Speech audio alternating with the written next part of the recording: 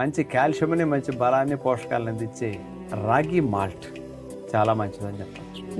ఈ రాగులు కూడా మామూలుగా ఒట్టిపిండిగా వాడుకుంటే లాభాలు తక్కువ ఉంటాయమ్మా. ఈ రాగుల్ని మొలకెత్తించాలి. బాగా పొడవు మొలకలు వచ్చిన రాగుల్ని ఎండపెట్టిచ్చేసి మనం పౌడర్ చేసుకుని జల్లించుకోవాలి. ఆ మెత్తటి పౌడర్ తీసుకుంటే పోషకాలు 2-3 రెట్లు ఎక్కువ ఉంటాయి. అలాంటి రాగి పౌడర్ని తీసుకుని కాస్త నీళ్ళల్లోనో పాలల్లో వేసి మరిగించి రాగి మాల్ట్ చేసుకుని అందులో ఖర్జూరం పేస్ట్ వేసుకోవచ్చు, ఎండు ఖర్జూరం పొడి వేసుకోవచ్చు, తేనె వేసుకోవచ్చు, అయితే చెరుకు పానకం వేసుకోవచ్చు, తాటి బెల్లం వేసుకోవచ్చు. ఇన్ని రకాల తీపిల్లో ఏదైనా మీరు కలుపుకోవచ్చు.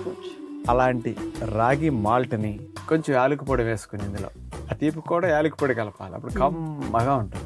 వేడివేడిగా త్రాగాలనిపించినప్పుడు, టిఫిన్ చేసుకోవడానికి సమయం లేదన్నప్పుడు, రోజు మొలకలు తిని బోరు కొట్టింది అన్నప్పుడు, ఇంట్లో ఆడవాళ్ళకి ఏదైనా కుదరనప్పుడు ఇలాంటి రాగి మాల్ట్ తీసుకోవటం ఉత్తమం. ఈ రోజే డౌన్లోడ్ చేయండి, మీ ఫేవరెట్ షోస్ చూడండి.